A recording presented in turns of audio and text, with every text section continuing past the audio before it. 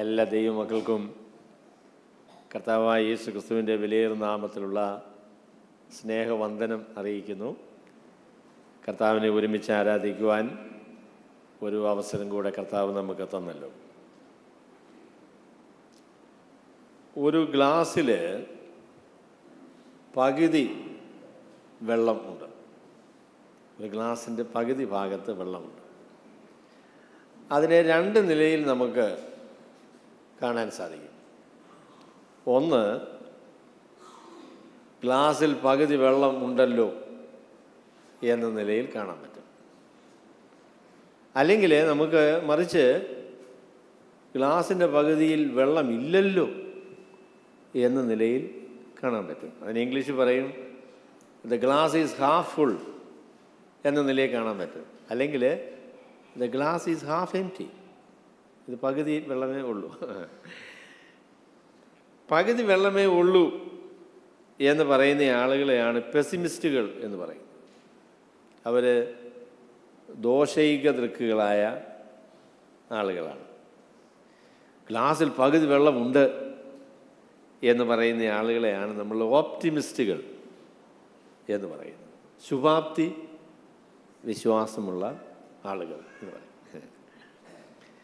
പൗരസ്ത്യ ലോകത്തിൽ പൊതുവെ ആളുകൾ പെസിമിസ്റ്റുകളാണ്. അവർ ദോഷൈക ദൃക്കുകൾ ആണ്.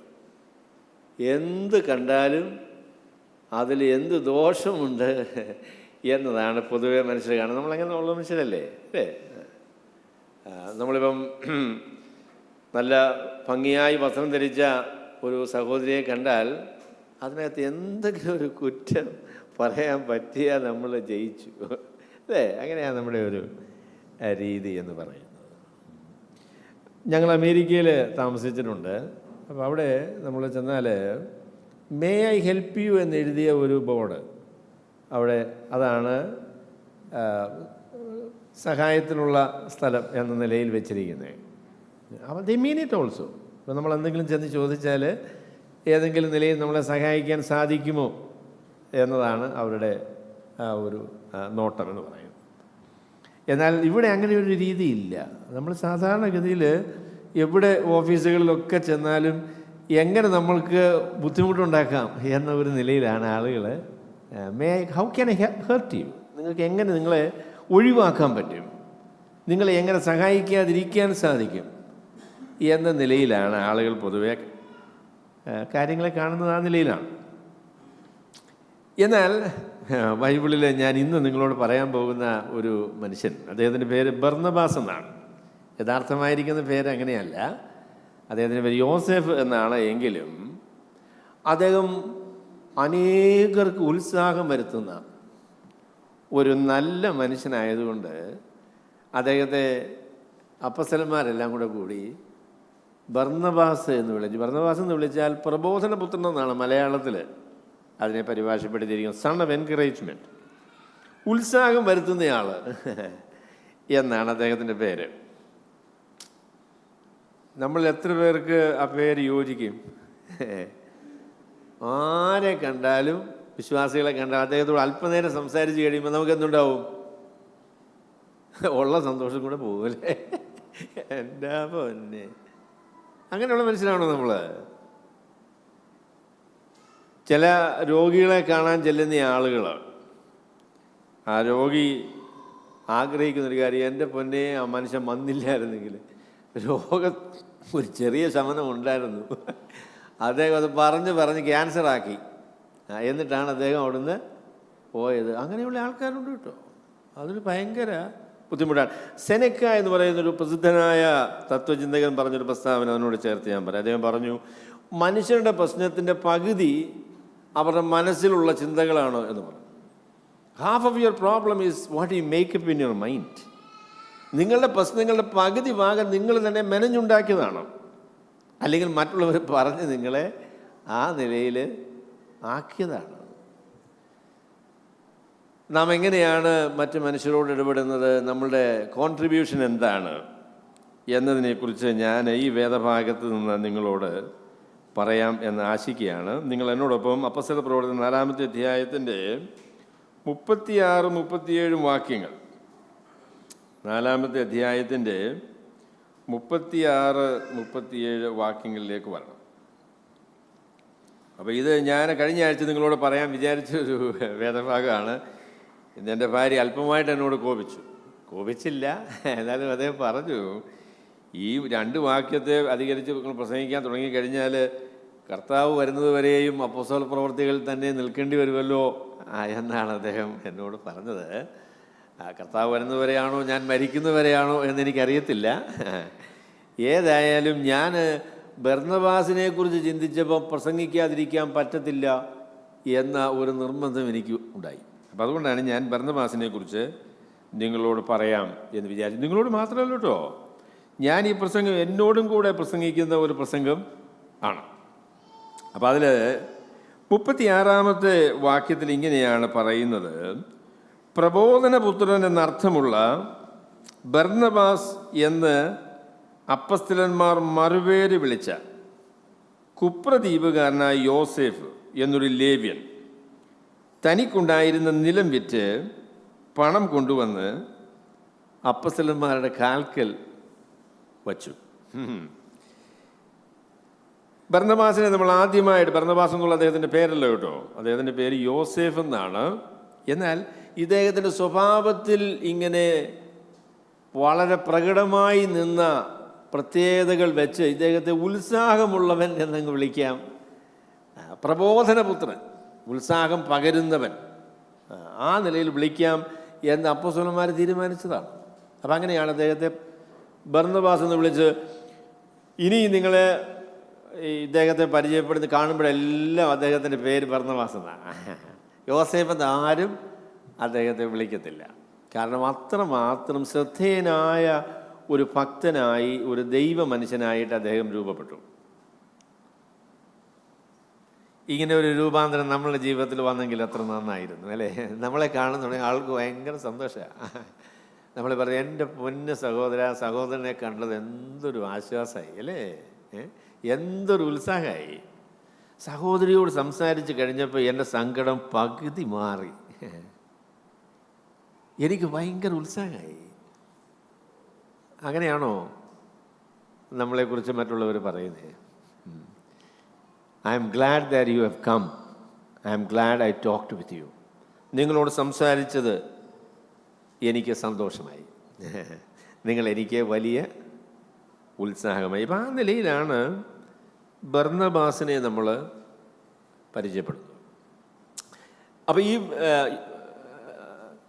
അപ്പസ്തല പ്രവൃത്തികളിൽ ഈ കഥാപാത്രം ആദ്യമായിട്ട് രംഗപ്രവേശം ചെയ്യുന്നത് ഇവിടെയാണ്. ആദ്യമായിട്ട് നമ്മൾ അദ്ദേഹത്തെ കാണുന്നത് ഇവിടെയാണ്. എന്നാൽ പിന്നീട് പല ഇടങ്ങളിൽ അദ്ദേഹം പ്രത്യക്ഷപ്പെടും. 15-ാമത്തെ അധ്യായത്തിലാണ് പിന്നെ അവസാനമായിട്ട് നമ്മൾ ബർന്നബാസിനെ കാണുന്നത്. അതിനുശേഷം പിന്നെ ബർന്നബാസിനെ കുറിച്ചുള്ള പ്രസ്താവന അപ്പസ്തലനായ പൗലോസ് പറയുന്നത് നമുക്ക് കേൾക്കാൻ സാധിക്കും. അവിടെ ബർന്നബാസിനെ കുറിച്ച് ലൂക്കോസ് പറയുമ്പോൾ ഈ പ്രസ്താവന ബർന്നബാസിൻ്റെ ജീവിതത്തിൻ്റെ ഏതാണ്ട് ഒരു അവസാന കാലത്തോട് ചേർന്ന ഒരു പ്രസ്താവനയാണ്. അപ്പോൾ അദ്ദേഹത്തിൻ്റെ ഒരു ജീവിതത്തിൻ്റെ ഒരു ആകമാനമുള്ള ഒരു വിലയിരുത്തലാണ് ലൂക്കോസ് ഇവിടെ നടത്തുന്നത്. കാരണം ഈ അപ്പസ്തല പ്രവൃത്തികൾ എഴുതുന്ന കാലഘട്ടം എന്ന് പറയുന്നത് ഒരു AD 65 ആ കാലഘട്ടങ്ങളിലായിരിക്കും. ആ കാലത്ത് ഒരുപക്ഷെ ഒരു 70-75 വയസ്സുള്ള ഒരു മനുഷ്യനാണ് ബർന്നബാസ് എന്ന് വിചാരിക്കാം. അപ്പം അദ്ദേഹത്തെക്കുറിച്ച് ലൂക്കോസ് പറയുന്ന കാര്യങ്ങൾ, അദ്ദേഹം അനേകം ബർന്നബാസിന് പരിചയമുള്ള ആളുകളുമായിട്ട് ഇടപഴകി. അതിൽ നിന്നാണ് ബർന്നബാസിനെ കുറിച്ചുള്ള ഈ അഭിപ്രായം അല്ലെങ്കിൽ ഈ ഒരു വിലയിരുത്തൽ ലൂക്കോസ് ഇവിടെ നമുക്ക് തരുന്നത്. അപ്പോൾ അദ്ദേഹം പറഞ്ഞു, പ്രബോധനപുത്രൻ എന്നർത്ഥമുള്ള ബർന്നബാസ് എന്ന് അപ്പസ്തലന്മാർ മറുപേര് വിളിച്ച കുപ്രദ്വീപുകാരനായ യോസേഫ്. അപ്പം ഞാൻ ആദ്യമേ പറയാൻ ആഗ്രഹിക്കുന്നത്, സത്യവിശ്വാസികളായിരിക്കുന്ന നമ്മുടെ ആഗ്രഹം ഒരു ബർന്നബാസ് ആകണം എന്നതായിരിക്കണം കേട്ടോ. അതാണ് ഞാൻ ആദ്യമേ പറയാൻ ആഗ്രഹിക്കുന്നത്. നമുക്കൊരു ബർന്നബാസിനെ പോലെ ആകണം എന്നൊരാഗ്രഹവും അതിനായുള്ള ഒരു ശ്രദ്ധയും നമ്മുടെ ജീവിതത്തിൽ നമുക്ക് വേണം. We have to be a Barnabas. നമ്മളൊരു ഉത്സാഹം പകരുന്ന, ശുഭാപ്തി വിശ്വാസമുള്ള, പ്രതീക്ഷയുള്ള, പ്രത്യാശയുള്ള, ആളുകൾക്ക് പറഞ്ഞല്ലോ, അദ്ദേഹം he is actually A positive energy in any group. ഏത് ഇടത്ത് വന്നാലും അദ്ദേഹം ഒരു ഉത്സാഹം പകരുന്ന, ഒരു സന്തോഷം വരുത്തുന്ന ഒരു ദൈവ മനുഷ്യനായിരുന്നു എന്ന് അദ്ദേഹത്തെക്കുറിച്ച് പറയാൻ സാധിക്കും. അപ്പം ഞാൻ ആദ്യമേ തന്നെ നമ്മളെല്ലാവരും ബർന്നബാസ് ആകണം എന്നാണ് ഞാൻ പറയാൻ ആഗ്രഹിക്കുന്നത്. അപ്പം അതിനോട് ചേർത്ത് ഈ ബർന്നബാസ് എന്ന് പറഞ്ഞാൽ എന്താണ് എന്നതിനെക്കുറിച്ച് ഞാൻ നിങ്ങളോട് പറയാം. പിന്നീട് ബർന്നബാസിനെ നമുക്ക് തുറന്നുള്ള ചില പ്രത്യേക സന്ദർഭങ്ങളിൽ നമുക്കൊന്ന് പരിചയപ്പെടാം. അതെങ്ങനെയാണ് അദ്ദേഹം ഈ നിലയിൽ പ്രവർത്തിച്ചത് എന്നതിനെക്കുറിച്ച് നമുക്കവിടെ കാണാനായിട്ട് സാധിക്കും. അപ്പോൾ പ്രബോധനപുത്രൻ എന്ന് പറഞ്ഞ ആ വാക്ക് നിങ്ങൾ പരിശോധിച്ച് നോക്കിയാൽ പാരാക്ലീസിസ് എന്ന് പറയുന്ന വാക്കാണ്. അത് നിങ്ങൾ പരിചയമുള്ളൊരു വാക്കാണെന്ന് ഞാൻ വിചാരിക്കുന്നു ചിലർക്കെങ്കിലും. പാരാക്ലീസിസ്, പാരാക്ലീറ്റ് എന്ന് പറയുന്നത് എന്താണ്? പരിശുദ്ധാത്മാവിന് വേണ്ടി ഉപയോഗിച്ചിരിക്കുന്ന വാക്കാണ് പാരാക്ലീറ്റ് എന്ന് പറഞ്ഞാൽ ആശ്വാസപ്രദൻ. എന്നാൽ പരിശുദ്ധാത്മാവ് വരുമെന്ന് പറഞ്ഞപ്പോൾ പറഞ്ഞത് ആശ്വാസപ്രദൻ.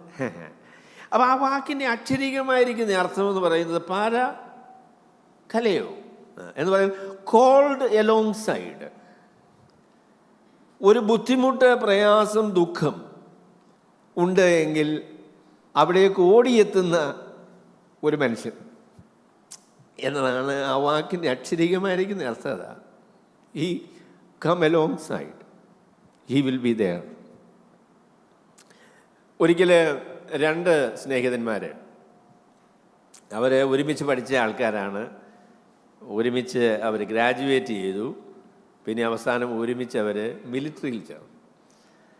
എന്നിട്ട് ഒരുമിച്ച് അവർ ഒരു യുദ്ധ സ്ഥലത്ത് യുദ്ധം ചെയ്യാനായിട്ട് യുദ്ധക്കളത്തിലെത്തി. വളരെ തീവ്രമായ ഒരു യുദ്ധത്തിൻ്റെ ഒരു ദിവസത്തിൻ്റെ അവസാനത്തിൽ മടങ്ങി വന്നപ്പോൾ തൻ്റെ സ്നേഹിതനില്ല. അവിടെ അദ്ദേഹം കമാൻഡറോട് പറഞ്ഞു, എനിക്ക് അദ്ദേഹത്തെ അന്വേഷിക്കണം എന്ന് പറഞ്ഞു. അപ്പോൾ അദ്ദേഹം പറഞ്ഞു, അത് സാധിക്കത്തില്ല. കാരണം യുദ്ധഭൂമിയിലേക്ക് മടങ്ങിപ്പോകുക എന്ന് പറയുന്നത് അപകടകരമായ കാര്യമാണ്. യു കനോട്ട് ഗോ, നിനക്ക് പോകാൻ പറ്റുകയില്ല എന്ന് പറഞ്ഞു. അദ്ദേഹം പറഞ്ഞു, പറ്റത്തില്ല, എന്ത് സംഭവിച്ചാലും എനിക്ക് അദ്ദേഹത്തിൻ്റെ അടുക്കൽ പോയേ ഒക്കത്തുള്ളൂ എന്ന് പറഞ്ഞു. അവിടെ അദ്ദേഹം അവസാനം നിർബന്ധം സഹിക്കുക വയ്യാതെ സമ്മതിച്ചു. കുറേ സമയം കഴിഞ്ഞതിന് ശേഷം തൻ്റെ സുഹൃത്തിൻ്റെ ശവശരീരവുമായിട്ട് അദ്ദേഹം തോളത്തിട്ട് മടങ്ങി വരികയാണ്. അപ്പോൾ അദ്ദേഹം കമാൻഡർ പറഞ്ഞു, ഞാൻ പറഞ്ഞില്ലയോ പോയിട്ട് ഒരു കാര്യവും ഇല്ല എന്നുള്ള കാര്യം ഞാൻ നിന്നോട് പറഞ്ഞല്ലോ എന്ന് പറഞ്ഞു. അപ്പോൾ അദ്ദേഹം പറഞ്ഞു, അല്ല, പോയിട്ട് ഒരുപാട് കാര്യമുണ്ടായിരുന്നു. എനിക്ക് അദ്ദേഹത്തിൻ്റെ അവസാന വാക്കുകൾ കേൾക്കാനായിട്ട് സാധിച്ചു. അദ്ദേഹം പറഞ്ഞത്, നീ വരും എന്ന് എനിക്ക് അറിയാമായിരുന്നു. അതാണ് അദ്ദേഹം എന്നോട് അവസാനം പറഞ്ഞ വാക്കുകൾ എന്ന് പറഞ്ഞു. I knew you would come. നീ വരും എന്ന് എനിക്ക് അറിയാമായിരുന്നു. Called alongside. പ്രതിസന്ധിയുടെ മുൻപിൽ, ബുദ്ധിമുട്ടിൻ്റെ നടുവിൽ നമുക്ക് പ്രതീക്ഷിക്കാൻ കഴിയുന്ന ചില മനുഷ്യർ. അതാണ് പ്രബോധനപുത്രൻ എന്ന് പറയുമ്പോഴുള്ള ആ വാക്കിൻ്റെ പ്രാഥമികമായ അർത്ഥം. അതാണ് ബുദ്ധിമുട്ടുകളിലും പ്രതിസന്ധികളിലും പ്രയാസങ്ങളിലും ഒക്കെ നമുക്ക് പ്രതീക്ഷിക്കാൻ കഴിയുന്ന ചില മനുഷ്യർ. ആളുകളെ തിരിച്ചറിയുന്ന എപ്പോഴാണെന്നറിയുമോ?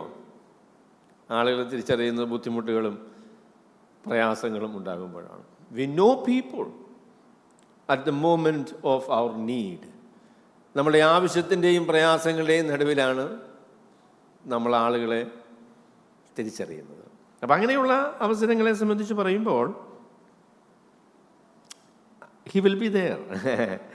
നീ വരും എന്ന് എനിക്ക് അറിയാമായിരുന്നു. You will be there. എൻ്റെ പോലെ സഹോദരങ്ങളെ, ചില മനുഷ്യർ നിങ്ങളെക്കുറിച്ച് അങ്ങനെ പറയുമോ?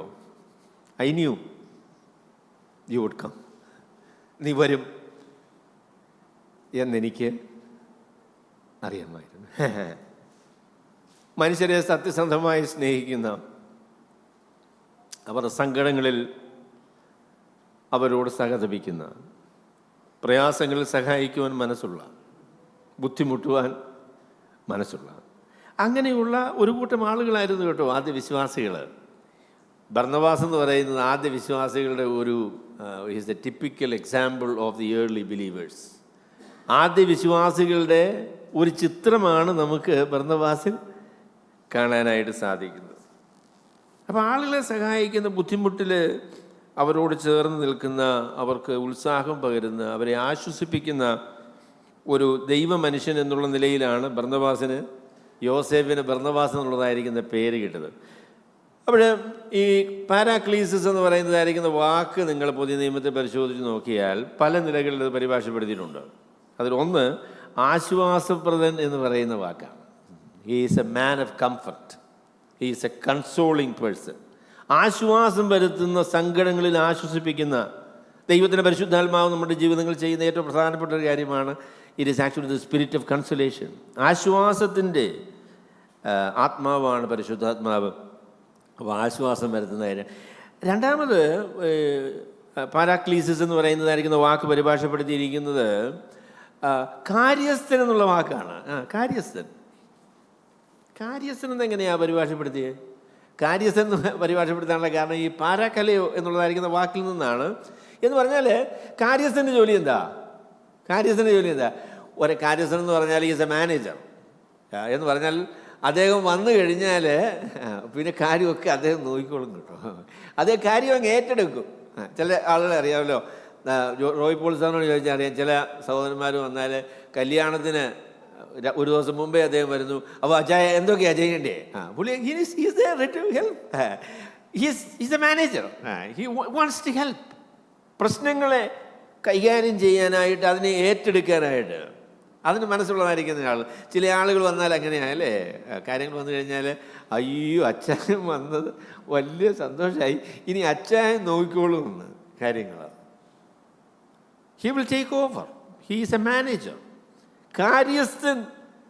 അപ്പോൾ ദൈവത്തിൻ്റെ പരിശുദ്ധാത്മാവ് ആ രീതിയിലാണ് നമ്മുടെ ജീവിതങ്ങളിൽ പ്രവർത്തിക്കുന്നത്. എന്തിനാണ് ദൈവത്തിൻ്റെ പരിശുദ്ധാത്മാവ് നമ്മുടെ ജീവിതങ്ങളിലേക്ക് വരുന്നത്? He will take over. He will arrange, he will prepare. കാര്യങ്ങളൊക്കെ ക്രമപ്പെടുത്തുവാൻ, ജീവിതങ്ങളെ ക്രമീകരിക്കാനായിട്ടുള്ള ആ ക്രമീകരണമായിട്ടാണ് ദൈവത്തിൻ്റെ പരിശുദ്ധാത്മാവ് നമ്മുടെ ജീവിതങ്ങളിലേക്ക് വരുന്നത്. ബർന്നബാസ് ഒരു സ്ഥലത്ത് ചെന്നാൽ അങ്ങനെ കേട്ടോ. ബർന്നബാസ് ചെന്ന് കഴിഞ്ഞാൽ ഉടനെ ആൾക്കാർ പറയും, എൻ്റെ പൊന്നെ യോസേഫ് വന്നിട്ടുണ്ട്, ബർന്നബാസ് വന്നു കഴിഞ്ഞു. അപ്പോൾ ഇനി ബാക്കി കാര്യങ്ങളൊക്കെ ക്രമപ്പെടുത്തുന്നത് അദ്ദേഹം ചെയ്തോളും. He's a man who will take charge. ചില സഹോദരന്മാരെ ഞാൻ ശ്രദ്ധിച്ചിട്ടുണ്ട്, എന്തെങ്കിലുമൊക്കെ പ്രശ്നങ്ങളും ബുദ്ധിമുട്ടും, അല്ലെങ്കിൽ നമ്മളിപ്പോൾ അതിന് സമയമാണെങ്കിലും ഒരു മീൽ കൊടുക്കുന്ന സമയമാണെങ്കിലും ശരി, ചില സഹോദരന്മാർ ഇങ്ങനെ വന്നിങ്ങനെ വാ വിളിച്ചങ്ങ് നിൽക്കത്തേ ഉള്ളൂ, അവരൊന്നും ചെയ്യത്തില്ല. എന്നാൽ മറ്റു ചില ആളുകൾ പറയുമ്പോൾ their hands are ready to serve. എന്ത് ചെയ്യാൻ സാധിക്കുമെന്നുള്ള നിലയിൽ കാര്യങ്ങളെ ഏറ്റെടുത്ത് ചെയ്യുന്ന ആ ഒരു പ്രകൃതം നമ്മളെല്ലാവരും മനസ്സ് വെച്ചാൽ നമുക്കത് സാധിക്കും. ചിലർക്കൊരു പ്രത്യേക നാക്ക് അതിലുണ്ട് കേട്ടോ, എന്നാൽ മനസ്സ് വെച്ചാൽ സാധിക്കും. അപ്പം ഞാൻ ചിലപ്പോൾ പറയും, നമ്മളുടെ ഒരു പൊതുവായ പ്രസ്താവന കർത്താവ് പറഞ്ഞതിനെതിരായിട്ടുള്ള പ്രസ്താവനയാണ്. കർത്താവ് എന്താ പറഞ്ഞത്? ഞാൻ ശുശ്രൂഷ ഏൽക്കുവാനല്ല, ശുശ്രൂഷിക്കുവാനും അനേകർക്ക് വേണ്ടി എൻ്റെ ജീവനെ മറുവിലയായി കൊടുക്കാനുമാണ് വന്നത്. പക്ഷേ ഞാൻ ചില സ്ഥലത്ത് ചെല്ലുമ്പോൾ എൻ്റെ ഒരു നിലപാട് എന്ന് പറഞ്ഞാൽ, ഞാൻ വന്നത് ശുശ്രൂഷ ചെയ്യാനല്ല, ശുശ്രൂഷ ഏൽക്കുവാനും പിന്നെ അതിൻ്റെ ബുദ്ധിമുട്ട് നിങ്ങൾക്ക് ഉണ്ടാക്കാനും വേണ്ടി വന്നതാണ്. ചില സഹോദരന്മാർ അങ്ങനെയാണ്, അതേ come to be served to. അവരെ ശുശ്രൂഷിക്കാനായിട്ടാണ്. ഭർത്താക്കന്മാരെ കുറിച്ച് അങ്ങനൊരു പരാതി ഉണ്ട് കേട്ടോ. ഭാര്യമാർ പറയും, അദ്ദേഹം ഇരുന്ന് തരുമെന്നാണ് പറയുന്നത്. ശുശ്രൂഷിക്കാനായിട്ട് അങ്ങനെ അങ്ങ് ഇരുന്ന് തരിക. എന്തൊരു നല്ല മനുഷ്യനാ. ശുശ്രൂഷിക്കും. ഞാൻ വന്നത് ശുശ്രൂഷ ഏൽക്കുവാനും അതിൻ്റെ ബുദ്ധിമുട്ട് നിങ്ങൾക്ക് ഉണ്ടാക്കുവാനുമായിട്ടാണ് വന്നത്. No, Barnabas was not like that. Barnabas വരുന്നത് ശുശ്രൂഷ ഏൽക്കാൻ വേണ്ടി വരുന്ന ആളല്ല കേട്ടോ. അദ്ദേഹം ശുശ്രൂഷ ചെയ്യാനും എങ്ങനെ മറ്റുള്ളവരെ സഹായിക്കാൻ സാധിക്കും എന്ന് ചിന്തിക്കുന്ന ആ ഒരു മനോഭാവമുള്ള ആളാണ്. നമ്മുടെ സഭയിൽ ചില മനുഷ്യർ ബർന്നബാസിനെ പോലെ ആയിരുന്നെന്ന് ഞാൻ പറയുകയല്ല, എന്നാൽ ശുശ്രൂഷിക്കാൻ മനസ്സുള്ള സഹോദരന്മാരുണ്ട്. അതിനെ ഓർത്ത് ഞാൻ ദൈവത്തിന് നന്ദിയോടെ സ്തോത്രം ചെയ്യുന്നു. So he's A manager. അപ്പം എന്നിട്ട് ഈ വാക്ക് പല നിലകളിൽ പരിഭാഷപ്പെടുത്തിയിട്ടുണ്ട്. അതിലൊരു പരിഭാഷയാണ് ഈ ആശ്വാസപ്രദൻ എന്നുള്ളതായിരിക്കുന്ന പരിഭാഷ. മറ്റൊരു പരിഭാഷയാണ് കാര്യസ്ഥൻ എന്ന് പറയുന്നതായിരിക്കുന്ന പരിഭാഷ. പിന്നെ വേറെ ഒരു പരിഭാഷയാണ് റോമാലേഖനം 12-ാമത്തെ അധ്യായത്തിന് 1-ാം വാക്യത്തിൽ പാരാക്കലയോ എന്നുള്ളതായിരിക്കുന്ന വാക്കാണ് ഉപയോഗിച്ചിരിക്കുന്നത്. സഹോദരന്മാരെ, ഞാൻ നിങ്ങളെ പ്രബോധിപ്പിക്കുന്നത്. പ്രബോധനം എന്ന് പറയുന്നതായിരിക്കുന്ന വാക്ക്. ആ നിലയിലാണ് ഈ വാക്ക് ഇവിടെ പരിഭാഷപ്പെടുത്തിയിരിക്കുന്നത്. പ്രബോധനപുത്രൻ എന്ന് പറയുന്നത്. പ്രബോധനപുത്രൻ എന്ന് പറഞ്ഞാൽ എന്താ? പ്രബോധനം എന്ന് പറഞ്ഞാൽ ആൾ ഉത്സാഹം പകരുന്ന ആളാണെന്ന്. അതേ പറയുന്നത് കേട്ടാൽ നമുക്കൊരു ഉത്സാഹം വരും. അതാണ് അദ്ദേഹത്തിൻ്റെ പ്രത്യേകത എന്ന് പറയുന്നത്. അപ്പോൾ ഈ പറയുന്ന പ്രത്യേകതയൊക്കെ ഈ യോസേഫ് എന്ന് ആദ്യം വിളിക്കപ്പെട്ടിരുന്ന, എന്നാൽ ബർന്നബാസ് എന്ന് പേര് മാറ്റിയ ഈ ദൈവഭക്തനായ മനുഷ്യൻ്റെ ജീവിതത്തിലുണ്ടായിരുന്നു.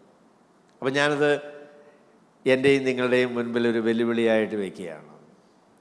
നാം മറ്റു മനുഷ്യരുമായുള്ള ബന്ധത്തിൽ ആർ വി എ ബർന്നബാസ്? നമ്മളൊരു ബർന്നബാസ് ആണോ അതോ യൂദാസാണോ? മനുഷ്യരെ ഉപദ്രവിക്കുന്ന, മനുഷ്യർക്ക് ഉപദ്രവം ഉണ്ടാക്കുന്ന, അവരെ നിരുത്സാഹപ്പെടുത്തുന്ന, അവരെ കെടുത്തിക്കളയുന്ന മനുഷ്യരായിട്ടുള്ള ആളുകളാണ് പലപ്പോഴും. ഞാനതുകൊണ്ട് നിങ്ങൾക്കൊരു അസൈൻമെൻറ്റ് തരാം.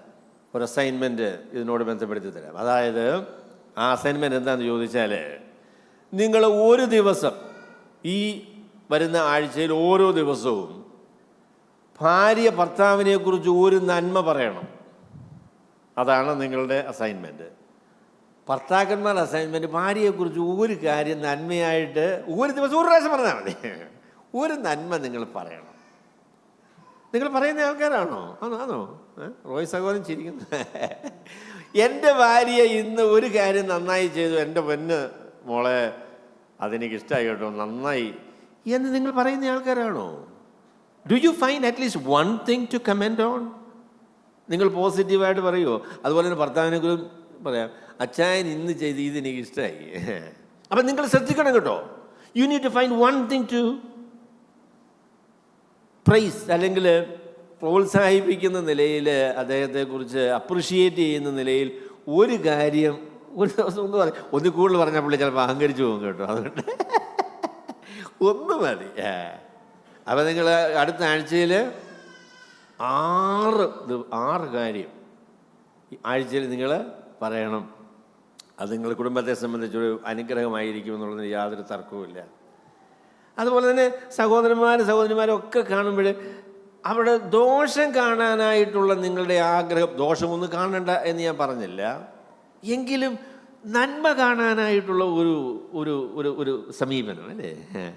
അയ്യോ സഹോദരിയെ കൊള്ളാമല്ലോ, നല്ല ഉത്സാഹമുള്ള സഹോദരിയാണ് അല്ലേ?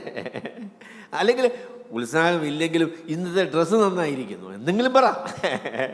പോസിറ്റീവായിട്ട് സംസാരിക്കുക എന്ന് പറയുന്നത് ഒരു വലിയ കാര്യമാണ് കേട്ടോ. മനുഷ്യർ കാര്യം ചോദിച്ചാൽ നമ്മളെല്ലാവരും സങ്കടമുള്ള ആൾക്കാരാണ് കേട്ടോ. നമ്മളെല്ലാവർക്കും ഇൻസെക്യൂരിറ്റീസ് ഉണ്ട്, നമുക്കെല്ലാവർക്കും ഭയമുണ്ട്, നമ്മളെല്ലാവരും സങ്കടപ്പെടുന്ന ആളുകളാണ്. അപ്പോൾ അതിൻ്റെ മണ്ടയ്ക്ക് പിന്നെ കുറച്ചും കൂടെ സങ്കടം മറ്റുള്ള മനുഷ്യരുണ്ടാക്കുക എന്ന് പറയുന്നത് സങ്കടം, അതൊരു സങ്കടമാണ് അല്ലേ? എന്നാൽ ഒരു വാക്ക് നന്മ പറഞ്ഞാൽ, മലയാളികൾ ആ വിഷയത്തിൽ വളരെ ക്രൂരന്മാരായിരിക്കുന്ന ആളുകളാണ്. നിങ്ങളുടെ തന്നെ ജീവിതം നിങ്ങൾ പരിശോധിച്ച് നോക്കിയാൽ മതി. നിങ്ങൾ കുറ്റം പറയുന്നതിനാണോ ഉത്സാഹമുള്ളത്, അതോ ആളുകളെ അഭിനന്ദിക്കുന്നതിനാണോ? എന്തിനാണ് നിങ്ങളുടെ ഉത്സാഹം?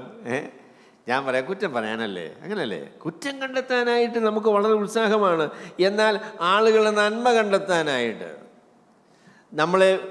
നമ്മൾ വെറുക്കുന്ന ആളുകളുടെ ജീവിതത്തിൽ എന്തെങ്കിലും നന്മയുണ്ടോ?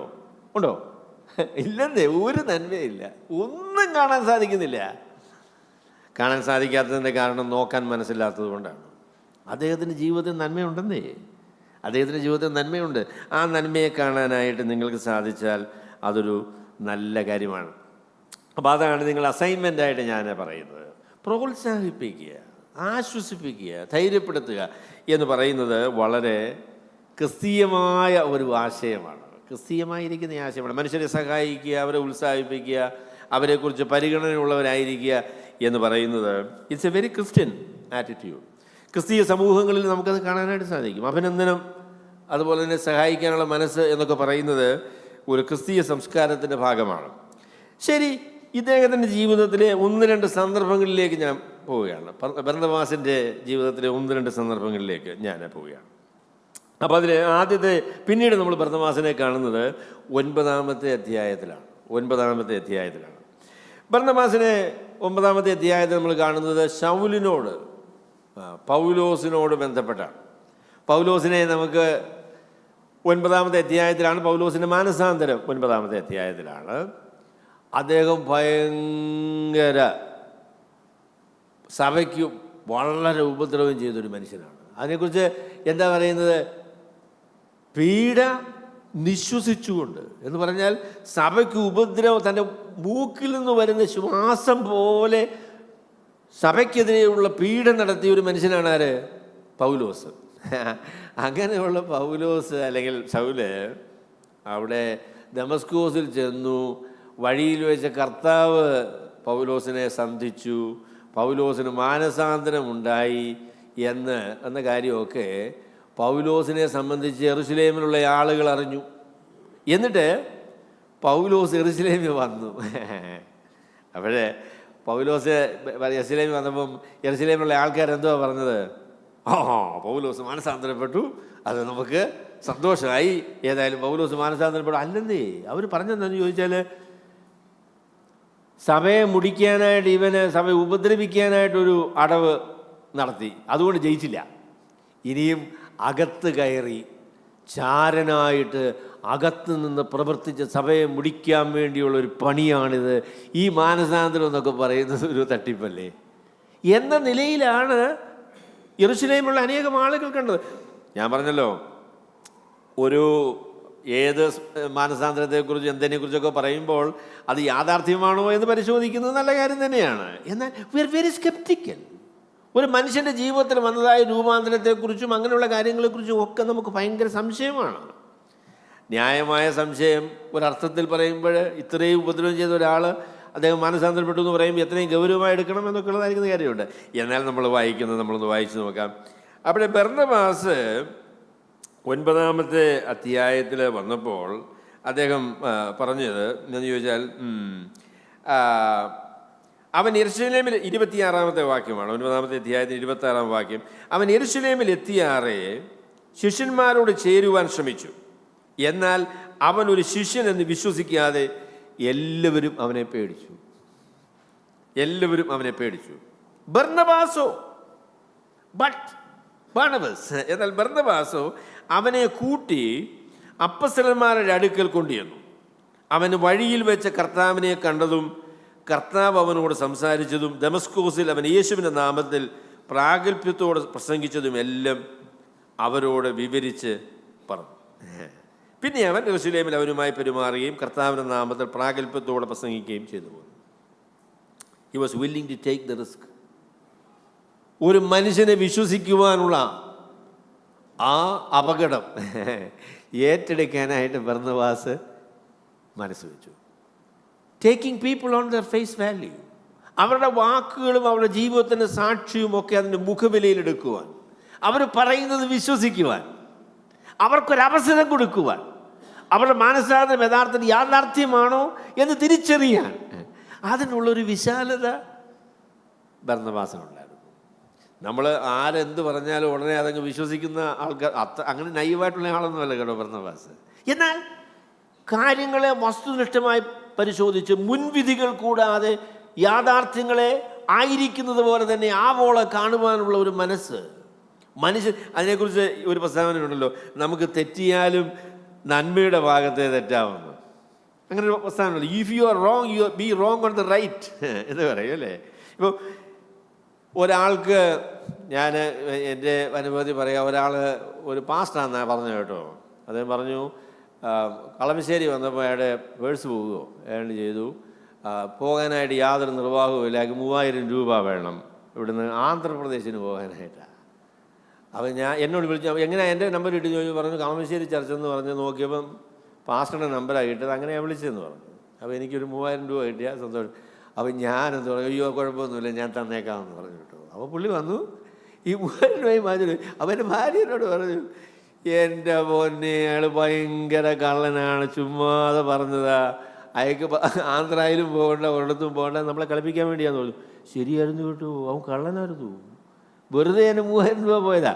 അപ്പം ഞാൻ ആശ്വസിച്ചതും എൻ്റെ ഭാര്യയോട് പറഞ്ഞതും, അവൻ പറഞ്ഞത് സത്യമല്ലാത്തതുകൊണ്ട് എനിക്ക് 3000 രൂപ പോയി എന്നുള്ളത് ശരിയാണ് കേട്ടോ.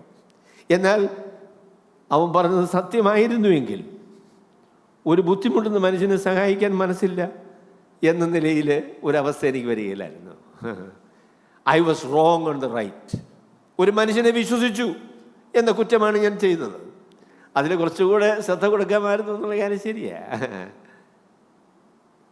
മനുഷ്യരെ വിശ്വസിക്കാനായിട്ട് പ്രയാസമാണ് കേട്ടോ, മനുഷ്യരെ വിശ്വസിക്കാനായിട്ട് പ്രയാസമാണ്. But we have to take the risk to believe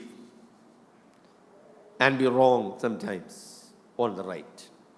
ശരിയായ കാര്യങ്ങളെ സംബന്ധിച്ച് ആ നിലയിലുള്ള ഒരു റിസ്ക്, ഞാനങ്ങനെ ഒരുപാട് റിസ്ക് എടുത്താണെന്ന് ഞാൻ പറയുകയല്ല, എങ്കിലും മനുഷ്യർ വിശ്വസിക്കാനുള്ളതായിരിക്കുന്ന മനസ്സ്, അവർ ബുദ്ധിമുട്ടുന്നു എന്ന് പറഞ്ഞാൽ അത് ഒരു യാഥാർത്ഥ്യമാണോ എന്ന് പരിശോധിക്കാനുള്ളതായിരിക്കുന്നൊരു മനസ്സ് നമുക്ക് ആവശ്യമാണ്. അപ്പോൾ ബർന്നബാസ്, അപ്പസ്തലനായ പൗലോസ് ബർന്നബാസിനോട് പറഞ്ഞു, ഇങ്ങനെയൊക്കെയുള്ള അനുഭവം എനിക്കുണ്ടായി. ഞാൻ ദമസ്കോസിലേക്ക് പോകുന്ന അവസരത്തിൽ കർത്താവ് എനിക്ക് പ്രത്യക്ഷപ്പെട്ടു. കർത്താവ് എന്നോട് പറഞ്ഞു, ഞാൻ രൂപാന്തരപ്പെട്ടു, ഞാൻ എൻ്റെ വഴികളെല്ലാം ഉപേക്ഷിച്ചു, എൻ്റെ ജീവിതത്തിൽ ഇനി ഒരു ലക്ഷ്യമേ ഉള്ളൂ, അത് കർത്താവായ യേശു ക്രിസ്തുവിന് വേണ്ടി ജീവിക്കുക, തൻ്റെ സുവിശേഷം പറയുക എന്നുള്ളതാണ് എന്ന് പറഞ്ഞപ്പോൾ ബർന്നബാസ് പറഞ്ഞു, അതൊരു നല്ല അനുഭവവും വളരെ ആവേശകരമായ ഒരു സാക്ഷ്യവുമാണ്, അത് ഞാൻ വിശ്വസിക്കുന്നു എന്ന് പറഞ്ഞു. എന്നിട്ട് ഈ പൗലോസിനെയും കൊണ്ട്, ബർന്നബാസിനെ എല്ലാവർക്കും കാര്യമാണ്, ബർന്നബാസിനെ എല്ലാവർക്കും വിശ്വാസമാണ്. അപ്പോൾ അതുകൊണ്ട് ബർന്നബാസ് പൗലോസിനെയും കൂട്ടി പത്രോസിൻ്റെയും യോഹന്നാൻ്റെയും യാക്കോബിൻ്റെയും ഒക്കെ അടുക്കെ ചെന്നിട്ട് പറഞ്ഞു, എൻ്റെ പൊന്നു സഹോദരന്മാരെ, നിങ്ങൾ ഇദ്ദേഹം പറയുന്നത് വിശ്വസിക്കണം. ഇദ്ദേഹത്തിൻ്റെ ജീവിതത്തിൽ ദൈവം പ്രവർത്തിച്ചതാണ്, അദ്ദേഹത്തിന് വ്യതിയാനം വന്നതാണ്, അദ്ദേഹത്തെ നിങ്ങൾ മുഖബലിയിലെടുക്കണം. അതിനുശേഷം പറയുന്നത് എന്താ? പിന്നെ അവൻ യെരുശലേമിൽ അവരുമായി പെരുമാറുകയും കർത്താവിൻ്റെ നാമത്തിൽ പ്രാഗൽഭ്യത്തോടെ പ്രസംഗിക്കുകയും ചെയ്തു. അപ്പോഴേ അവൻ്റെ മധ്യസ്ഥത നിന്നത്, ആ റിസ്ക് അല്ലെങ്കിൽ ആ അപകടം ഏറ്റെടുക്കുവാനായിട്ട് മനസ്സ് വെച്ചത് ബർന്നബാസായിരുന്നു. അപ്പോൾ പൗലോസ് യഥാർത്ഥത്തിൽ മാനസാന്തരപ്പെട്ട ആളല്ലെങ്കിൽ അതുകൊണ്ട് വരുന്ന ബുദ്ധിമുട്ടെല്ലാം വരുന്നത് ബർന്നബാസിനാണ്. അത് സഹിക്കാനായിട്ട് താൻ മനസ്സ് വെച്ചു, അദ്ദേഹത്തെ വിശ്വസിക്കാനായിട്ട് മനസ്സ് വെച്ചു. അപ്പം ആളുകളെ വിശ്വസിക്കുന്ന, ആളുകളുടെ ജീവിതത്തിലെ മാനസാന്തരത്തെ അഭിനന്ദിക്കുന്ന ആ നിലയിലുള്ളൊരു നല്ല മനുഷ്യനായിരുന്നു കേട്ടോ ബർന്നബാസ്. പിന്നീട് നമ്മൾ ബർന്നബാസിനെ കാണുന്നത് അപ്പോസ്തല പ്രവൃത്തി 11-ാമത്തെ അധ്യായത്തിലാണ്. അടുത്തത് നമ്മൾ 11-ാമത്തെ അധ്യായത്തിലാണ്. അല്ല സോറി 11 എനിവേ അല്ലേ, അതെ 11-ാമത്തെ അധ്യായത്തിൽ. ശരി, 11:22. അവരെക്കുറിച്ചുള്ള ഈ വർത്തമാനം യെരുശലേമിലെ സഭയുടെ ചെവിയിലെത്തിയപ്പോൾ അവർ ബർന്നബാസിനെ അന്ത്യോക്യയോളം പറഞ്ഞയച്ചു. അവൻ ചെന്ന് ദൈവകൃപ കണ്ട് സന്തോഷിച്ചു. എല്ലാവരും ഹൃദയനിർണയത്തോടെ കർത്താവിനോട് ചേർന്ന് നിൽപ്പാൻ തക്കവണ്ണം പ്രബോധിപ്പിച്ചു. അവൻ നല്ല മനുഷ്യനും പരിശുദ്ധാത്മാവിനാലും വിശ്വാസത്താലും നിറഞ്ഞവനും ആയിരുന്നു. അവിടെ യെരുശലേമിൽ വലിയ പീഡയായി, അവർക്ക് വലിയ ബുദ്ധിമുട്ടായി. അപ്പം അതുകൊണ്ട് യെരുശലേമിലുണ്ടായിരുന്ന ഈ ആളുകളൊക്കെ ചിതറിപ്പോയി. അവർ അന്ത്യോക്യ വരെ ചെന്നു. ചിതറിപ്പോയ ആളുകൾ അന്ത്യോക്യയിൽ ചെന്നു. അന്ത്യോക്യയിൽ ചെന്നപ്പോൾ അവിടെ ഉള്ളതായിരിക്കുന്ന ആളുകളോട് സുവിശേഷം പറഞ്ഞു, യവനന്മാരോടും സുവിശേഷം പറഞ്ഞു. അനേകം ആളുകൾ വിശ്വസിച്ചു. അപ്പോൾ അന്ത്യോക്യയിലൊരു സഭ തുടങ്ങി. ആ വിവരം എത്തിയപ്പോൾ അന്ത്യോക്യയിലെ സഭയ്ക്ക് നേതൃത്വം കൊടുക്കുവാൻ, അവരെ ഉത്സാഹിപ്പിക്കുവാൻ, അവരെ പ്രബോധിപ്പിക്കാനായിട്ട് യെരുശലേമിൽ നിന്ന് അയച്ചയാളെന്ന് പറയുന്നത് ബർന്നബാസാണ് ആദ്യമായിട്ട് യെരുശലേമിൽ നിന്ന് അന്ത്യോക്യയിലേക്ക് ചെല്ലുന്നത്. അപ്പം അദ്ദേഹത്തെക്കുറിച്ച് പറഞ്ഞ പ്രസ്താവനയാണ് ഞാൻ അതിനോട് ചേർത്ത് പറയാൻ ആഗ്രഹിക്കുന്നത്. അവൻ നല്ല മനുഷ്യനും പരിശുദ്ധാത്മാവിനാലും വിശ്വാസത്താലും നിറഞ്ഞവനുമായിരുന്നു. ഞാൻ ഈ നല്ല മനുഷ്യനെന്ന് പറയുന്ന പ്രസ്താവന പുതിയ നിയമത്തിൽ നോക്കിയിട്ട് ഇദ്ദേഹത്തെക്കുറിച്ച് മാത്രമേ പറഞ്ഞുള്ളൂ എന്നാണ് എൻ്റെ ഒരു അന്വേഷണത്തിൽ. ഞാനതിൽ തെറ്റുണ്ടോ എന്ന് എനിക്കറിയത്തില്ല. നല്ല മനുഷ്യനാണ് എന്ന് പറഞ്ഞ പുതിയ നിയമത്തിലെ ഏക പ്രസ്താവന ഇതാണെന്ന് എൻ്റെ വിചാരം. അദ്ദേഹം ഒരു നല്ല മനുഷ്യനായിരുന്നു. കർത്താവായ യേശു ക്രിസ്തുവിൻ്റെ അടുക്കൽ ഒരു സമ്പന്നനായ മനുഷ്യനല്ലേ, ധനവാനായ ഒരു മനുഷ്യൻ വന്നിട്ട് പറഞ്ഞു, നല്ല ഗുരു, ഞാൻ സ്വർഗം അല്ലെങ്കിൽ സ്വർഗരാജ്യം അവകാശമാക്കാനായിട്ട് എന്താ ചെയ്യേണ്ടതെന്ന് ചോദിച്ചു. ഉടനെ കർത്താവ് ചോദിച്ചു, നീ എന്താ എന്നെ നല്ലവനെന്ന് വിളിക്കുന്നത്? ദൈവം ഒരുവനല്ലാതെ ആരും നല്ലവനായിട്ടില്ല എന്ന് പറഞ്ഞു. അപ്പം നന്മ എന്ന് പറയുന്ന ഒരു വാക്ക് വളരെ ഉന്നതമായിരിക്കുന്ന വാക്കാണ് കേട്ടോ. അപ്പം നല്ല മനുഷ്യൻ, അപ്പം കർത്താവിനെ പോലെ അല്ലെങ്കിൽ ദൈവത്തെ പോലെ ഇദ്ദേഹം നല്ലവനായിരിക്കുന്ന യാതൊരു തിന്മയും ഇല്ലാത്ത ആളാണെന്നൊന്നും അല്ല ലൂക്കോസ് ഇവിടെ അർത്ഥമാക്കിയിരിക്കുന്നത്. എന്നാൽ ദൈവത്തിൻ്റെ സദ്ഗുണങ്ങളിൽ പലതും പകരപ്പെടുന്ന സൽഗുണങ്ങൾ എന്ന് പറയാം അല്ലേ, അതിൽ പലതും ഒരളവ് വരെ ശ്രദ്ധേയമായ നിലയിൽ ഈ മനുഷ്യനിൽ കാണാനായിട്ട് സാധിച്ചു എന്നാണ് അതിൻ്റെ അർത്ഥം. ഇതേ ഒരു നല്ല മനുഷ്യനാണ്. മാർക്ക് ട്വെയിൻ എന്ന് പറയുന്ന എഴുത്തുകാരൻ പറഞ്ഞൊരു പ്രസ്താവന ഉണ്ട് കേട്ടോ. അദ്ദേഹം പറഞ്ഞു, ഈ ഭക്തന്മാരെന്താ നല്ല മനുഷ്യരാകാത്തതെന്ന്. അതാണ് ചോദിച്ചേ, why the spiritual people are also good people? നല്ല മനുഷ്യരാകാത്തത് എന്താണ്? ഭക്തന്മാരായി കഴിഞ്ഞാൽ പലപ്പോഴും അവർ ഭക്തിയുടേതായിരിക്കുന്നൊരു ലോകത്തിൽ ഇങ്ങനെ അങ്ങ് ജീവിക്കുകയാണ്. അങ്ങനെ ഒരു നന്മ എന്ന് പറയുന്ന കാര്യത്തെക്കുറിച്ച് അത്രയും ശ്രദ്ധ അവർക്കില്ല അല്ലേ. They are not good people. തിന്മയുള്ള ആൾക്കാരെന്നൊന്നും ഞാൻ പറയണില്ല, എന്നാൽ ഒരു നല്ല മനുഷ്യനാണ് എന്ന് പറയുന്ന നിലയിലേക്ക് ഉയരുന്നില്ല എന്ന പരാജയമുണ്ട്. അപ്പം ഞാൻ അതും നിങ്ങളോട് ചോദിക്കാൻ ആഗ്രഹിക്കുന്നു. എന്നോട് ചോദിക്കുക, നിങ്ങളെക്കുറിച്ച് ആൾക്കാർ പറയുമോ അവനൊരു നല്ല മനുഷ്യനാണ് പറയുമോ? എൻ്റെ പ്രസന്നൻ സഹോദരൻ അദ്ദേഹം ഒരു നല്ല മനുഷ്യൻ. പ്രസന്ന സഹോദരൻ എൻ്റെ മുന്നേ ഇരുന്നുകൊണ്ട് ഞാനങ്ങ് പറഞ്ഞാൽ കേട്ടോ, ഒരു നല്ല മനുഷ്യനാണ്. അപ്പോൾ ഒരു സഹോദരിയെക്കുറിച്ച് പറയുക, എൻ്റെ പൊന്നെ അതൊരു നല്ല സഹോദരിയാണ്, ഒരു നല്ല സഹോദരി. അങ്ങനെ പറയുമോ? ഞാൻ നല്ല ആളാന്നൊക്കെ ആൾക്കാർ ആദ്യമേ അങ്ങനെയൊക്കെ പറഞ്ഞു, അയ്യോ ബാബു സഹോദരൻ എന്തൊരു നല്ല ആളാണ്. പിന്നെ അടുത്ത് പരിചയപ്പെടുമ്പോഴല്ലയോ. അപ്പം ഞാൻ പറയാം, നമ്മൾ ദൂരെ നിന്ന് നോക്കുമ്പോൾ പല ആളുകളും നല്ലതാണെന്നൊക്കെ ആദ്യമേ തോന്നും. എന്നാൽ അടുത്ത് ഇടപെടുന്ന അവസരങ്ങളിലാണ് അവർക്ക് അത്രയും നന്മയില്ല എന്നുള്ള കാര്യം നമുക്ക് മനസ്സിലാവുന്നത്. അപ്പോൾ അവരോടുള്ള ബഹുമാനം നമുക്ക് കുറഞ്ഞു പോകും. അപ്പം ഞാനതിൻ്റെ ഒരു മറുവശമായിട്ട് പറയാം, നിങ്ങളെ കൂടുതൽ പരിചയപ്പെടുന്നതനുസരിച്ച് നിങ്ങളെക്കുറിച്ചുള്ള മതിപ്പ് വർദ്ധിക്കുന്നു എന്ന് പറഞ്ഞാൽ നിങ്ങൾ സത്യമായിട്ടൊരു ഭക്തനാകും കേട്ടോ. നിങ്ങളെ കൂടുതൽ പരിചയപ്പെടുന്നതനുസരിച്ച്, അടുത്തിടപെടുന്നതനുസരിച്ച്, we have come to know you more and then we find that you are actually a good person. നിങ്ങളുടെ മതിപ്പ് വർദ്ധിക്കുന്നു. അതൊരു അപാരമായ കാര്യമാണ്. പലരുടെയും ബഹുമാനം ദൂരെ നിന്ന് നോക്കിയപ്പോൾ അവർ ഭയങ്കര ദേ വർ വെരി അട്രാക്റ്റീവ് പീപ്പിൾ. പക്ഷെ അവരുമായിട്ടുള്ള ഇടപാടുകൾ, പണത്തിൻ്റെ ഇടപാട്, മറ്റുള്ള ഇടപാടുകൾ, ഈ കാര്യങ്ങളെല്ലാം നമ്മൾ പരിശോധിച്ച് കഴിഞ്ഞപ്പം ഈ പറഞ്ഞ സാക്ഷ്യം പോലെയും എഴുന്നേറ്റ് നിന്ന് പാടുന്നത് പോലെയും വർത്താനം പറയുന്ന പോലെയും ഒന്നുമുള്ള ഭക്തി ഇദ്ദേഹത്തിന് ഇല്ല. ആള് വിചാരിച്ചതുപോലെ ഉള്ള ഒരാൾ അല്ല. എന്നാൽ നമ്മുടെ ജീവിതത്തിൻ്റെ ലക്ഷ്യമായിട്ട് ഞാൻ നിങ്ങളോട് പറയാം, എൻ്റെ ജീവിതത്തിൻ്റെ ലക്ഷ്യമായിരിക്കേണ്ടതിനെ കുറിച്ച് ഞാൻ പറയാം. As people come to know us more, they have deeper and greater respect. നമ്മളെ കൂടുതൽ മനസ്സിലാക്കുന്നതനുസരിച്ച് ആളുകൾ പറയാം, അയ്യോ ആ സഹോദരൻ നല്ല സഹോദരനാണല്ലോ. അതിനെക്കുറിച്ച് നഥാനിയേലിനെ കുറിച്ച് പറഞ്ഞ പോലെ അവനിൽ കപടമില്ല.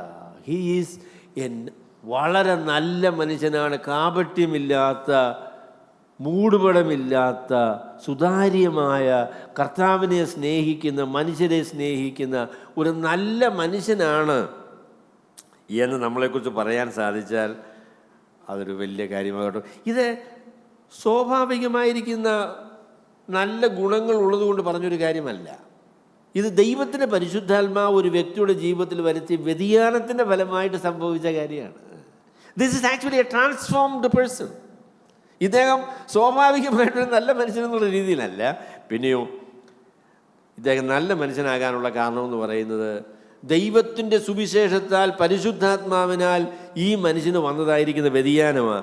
അതുകൊണ്ടാണ് പറഞ്ഞത്, പരിശുദ്ധാത്മാവിനാലും വിശ്വാസത്താലും നിറഞ്ഞവരും ആയിരുന്നു. പരിശുദ്ധാത്മാവിനാലും വിശ്വാസത്താലും നിറഞ്ഞവനും ആയിരുന്നു. പരിശുദ്ധാത്മാവിനാലുള്ള നിറവ്. കഴിഞ്ഞ 31-ാം തീയതി ഞാൻ പറഞ്ഞത്, അല്ലെങ്കിൽ അപ്പസ്തലനായ പൗലോസ് പറഞ്ഞൊരു വാക്യമാണ് ഞാൻ നിങ്ങളോട് പറഞ്ഞത്. അത് ആത്മാവിൻ്റെ ഫലത്തെക്കുറിച്ചാണ് പറഞ്ഞത്.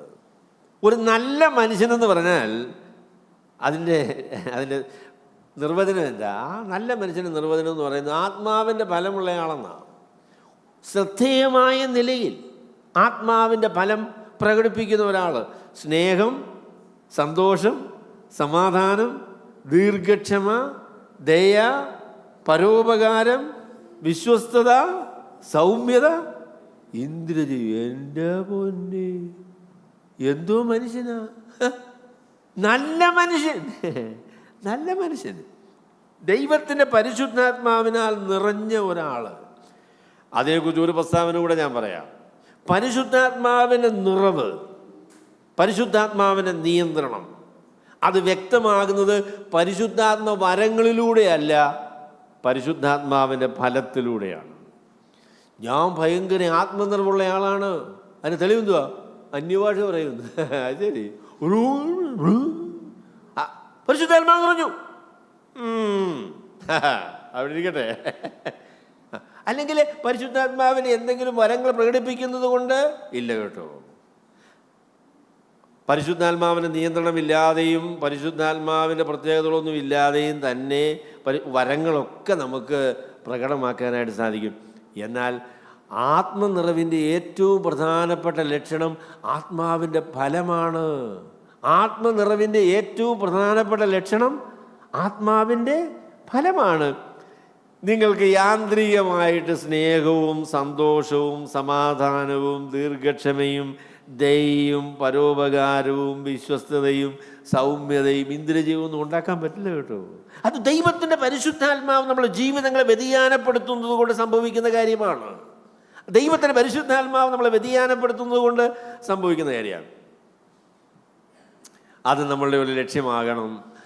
ഒരു ലക്ഷ്യം എന്നല്ല ഞാൻ പറയുന്നത്, അത് നമ്മുടെ ജീവിതത്തിൻ്റെ വളരെ പ്രധാനപ്പെട്ട ലക്ഷ്യമായിട്ട് തീരണം. ദൈവത്തിൻ്റെ കൃപയാൽ, ദൈവത്തിൻ്റെ പരിശുദ്ധാത്മാവിൻ്റെ നിയന്ത്രണത്തിൽ ദൈവം ആഗ്രഹിക്കുന്നത് പോലെയുള്ളൊരു നല്ല മനുഷ്യൻ. മനുഷ്യൻ്റെ സ്ത്രീലിംഗം എന്താണ്? മനുഷ്യ. ഇല്ല, മനുഷ്യ എന്നൊരു വാക്കില്ലത്. അപ്പോൾ ഒരു നല്ല മനുഷ്യൻ നല്ലൊരു മനുഷ്യ ആയി തീരുക, നല്ല മനുഷ്യരാകുക, അത് നമ്മുടെ ലക്ഷ്യമാകണം കേട്ടോ. നമ്മളോട് ഇടപെടുന്ന ആളുകളൊക്കെ പറയണം, എന്ത് പറഞ്ഞാലും ഈ ആളൊരു നല്ല മനുഷ്യനാകും കേട്ടോ. അയ്യോ, നല്ല മനുഷ്യരെന്ന് പറഞ്ഞാൽ എന്തൊരു വലിയ ആവേശമാണ് അല്ലേ? നല്ല മനുഷ്യർ കുറവല്ലേ ലോകത്തിൽ? ലോകത്തിൽ നല്ല മനുഷ്യർ വളരെ കുറവാണ്. നമ്മുടെ സമൂഹത്തിൽ വളരെ വളരെ വളരെ കുറവാണ് നല്ല മനുഷ്യർ. അവൻ പരിശുദ്ധാത്മാവിനാൽ നിറഞ്ഞവനും നല്ല മനുഷ്യനുമായിരുന്നു. നല്ല മനുഷ്യനും പരിശുദ്ധാത്മാവിനാൽ നിറഞ്ഞവനും ആയിരുന്നു. അപ്പം അങ്ങനെയുള്ള ആളുകളാണ് സഭയ്ക്ക് നേതൃത്വം കൊടുക്കുന്നതെങ്കിൽ ആ സഭയ്ക്ക് അനുഗ്രഹമാണ് കേട്ടോ. അന്ത്യോക്യയിലെ സഭയാണ് പിന്നെ ഏറ്റവും പ്രസിദ്ധമായ സഭയായിട്ട് തീർന്നത്. അവർ യെരുശലേമിലെ സഭയെ കടത്തി വെട്ടിയിട്ടോ. യെരുശലേമിലെ സഭയിൽ നിന്ന് ഒരു 16 അധ്യായങ്ങൾ കഴിയുമ്പോഴത്തേക്ക് പിന്നെ അന്ത്യോക്യയിലെ സഭയാണ്. കാരണം ചോദിച്ചാൽ ആ നിലയിലുള്ളൊരു ആത്മീക നിലവാരം ആ സഭയിൽ ഉണ്ടായി എന്നാണ് അതിൻ്റെ അർത്ഥം. അതെത്രയോ അനുഗ്രഹീതമായ കാര്യം. അപ്പോൾ അത് ഞാൻ നിങ്ങളോട് പറയാം. നിങ്ങളുടെ ഒരു ലക്ഷ്യം നല്ല മനുഷ്യരായി തീരുക. ഒരു കാര്യം കൂടെ ഞാൻ അതിനോട് ചേർത്ത് പറയാം. നിങ്ങൾ നല്ല മനുഷ്യരായി തീർന്നാൽ നിങ്ങളുടെ കുടുംബജീവിതം അനുഗ്രഹിക്കപ്പെടും കേട്ടോ. ഒരു നല്ല ഭാര്യ, സോക്രട്ടീസ് പറഞ്ഞ പോലെ നിനക്കൊരു നല്ല ഭാര്യയെ കിട്ടിയാൽ നീ രക്ഷപ്പെട്ടെന്ന് പറഞ്ഞു. നിനക്ക് ഭയങ്കര അനുഗ്രഹമാണ്. നല്ല ഭാര്യമാർ കുറവാണ് കേട്ടോ. നല്ല ഭാര്യമാർ കുറവാണ്. നല്ല ഭർത്താക്കന്മാർ, എൻ്റെ ദൈവമേ, അതിലും കുറവാ. നല്ല അയ്യോ, എൻ്റെ ഭർത്താവ് എന്തോ നല്ല മനുഷ്യനാണ്. ഉറങ്ങുമ്പോൾ അതെല്ലായ്പ്പോഴും ഉറങ്ങത്തുമില്ല, ഇയാളെ ഉണർന്നിരിക്കുക. എൻ്റെ പൊന്നെ, എന്തോ മനുഷ്യനാ. എൻ്റെ പൊന്ന് സഹോദരങ്ങളെ, നിങ്ങൾ ആത്മീയന്മാരാണ്, ഭക്തന്മാരാണ് എന്ന് അഭിമാനിക്കുകയും നല്ല മനുഷ്യരല്ലാതിരിക്കുകയും ചെയ്താൽ അതൊരു ഭയങ്കരമാണ് കേട്ടോ. അതൊരു it's a contradiction. It is a contradiction. Your wife have to say that, you know, my husband is a good man. എൻ്റെ ഭർത്താവ് ഒരു നല്ല മനുഷ്യനാണ്. എൻ്റെ മക്കൾ എന്നെക്കുറിച്ച് പറയണം, എൻ്റെ അപ്പൻ ഒരു നല്ല മനുഷ്യനാണെന്ന് പറയണം. ഞാൻ എൻ്റെ അപ്പനെക്കുറിച്ച് പറയും, എൻ്റെ അപ്പൻ നല്ല മനുഷ്യനായിരുന്നു കേട്ടോ. അതിൽ കൂടുതലൊരു സാക്ഷ്യം അദ്ദേഹത്തിന് എന്താ വേണ്ടത്? എൻ്റെ ഭാര്യയുടെ അപ്പനെക്കുറിച്ചും ഞാൻ പറയും, അതൊരു നല്ല മനുഷ്യനായിരുന്നു കേട്ടോ. മനുഷ്യ സ്നേഹിയായിരിക്കുന്നൊരു മനുഷ്യൻ. ഞങ്ങൾ വീട്ടിൽ ചെല്ലുമ്പോഴത്തേക്ക് എന്തോ സന്തോഷമാണ്. അപ്പോൾ എനിക്കത്രയൊന്നുമുള്ള ആതിഥ്യ മര്യാദയൊന്നുമില്ല കേട്ടോ. ഞങ്ങൾ ചെല്ലുന്ന ഉടനെ തലവണയ്ക്ക് വലിപ്പമുണ്ടോ, പുതപ്പുണ്ടോ, വെള്ളമുണ്ടോ, ഇതെല്ലാം വലിയ. അപ്പം വന്ന് ചോദിക്കും, മോനെ മോനെ വെള്ളം കിട്ടിയായിരുന്നു, തലവണ എങ്ങനെയുണ്ട്? അയ്യോ, നല്ല അപ്പനായിരുന്നു കേട്ടോ, ഒരു നല്ല അപ്പനായിരുന്നു. നിങ്ങളുടെ മക്കൾ നിങ്ങളെക്കുറിച്ച് അങ്ങനെ പറയുമോ? എൻ്റെ അമ്മ ഒരു നല്ല അമ്മയാണ്, ഒരു നല്ല അമ്മ. എൻ്റെ അമ്മയെക്കുറിച്ച് ഞാൻ പറയും, നല്ല അമ്മയായിരുന്നു കേട്ടോ. നിങ്ങളുടെ മക്കൾ പറയണം, എൻ്റെ അമ്മ നല്ല അമ്മയാണ്.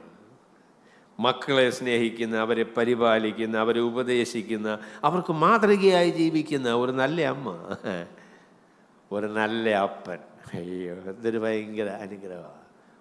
ഒരു നല്ല അപ്പൻ്റെ കീഴിൽ വളരാൻ സാധിച്ചു എന്ന് പറയുന്നത് വലിയ ഭാഗ്യമാണ്. എൻ്റെ ജീവിതത്തിൽ ഞാൻ ദൈവത്തോട് വളരെ നന്ദി പറയും. എൻ്റെ അപ്പൻ നല്ല മനുഷ്യനായിരുന്നു കേട്ടോ. ഒരു വലിയ അനുഗ്രഹം. പല സഹോദരന്മാർക്കും അതിനുള്ള ഭാഗ്യം കിട്ടിയിട്ടില്ല. കള്ളു കുടിച്ചേച്ച് വന്ന് ഭാര്യയെ തല്ലുന്ന, അയ്യോ, അയന്തൊരു കുടുംബമാണ്, അയന്ത കുടുംബമാണ്. ഞങ്ങളുടെ വീട്ടിൽ അപ്പൻ വരുന്ന ഉടനെ എന്തെങ്കിലും വാങ്ങിച്ചുകൊണ്ട് വരും കേട്ടോ. ഉണ്ണിയപ്പമായിരിക്കും, അല്ലെങ്കിൽ ഉഴുന്നുവടയായിരിക്കും, അല്ലെങ്കിൽ പരിപ്പുവടയായിരിക്കും. അപ്പം അപ്പം വരും നോക്കിയിരിക്കും എന്തെങ്കിലും കിട്ടുമെന്ന്. അന്നൊക്കെ ഒരു പരിപ്പുവട കിട്ടുകയെന്ന് പറഞ്ഞാൽ ഒരു സന്തോഷം കേട്ടോ. അപ്പം വൈകിട്ട് വരുന്ന ഉടനെ എന്തെങ്കിലും ഒരു പൊതി അപ്പൻ്റെ കൈ കാണും.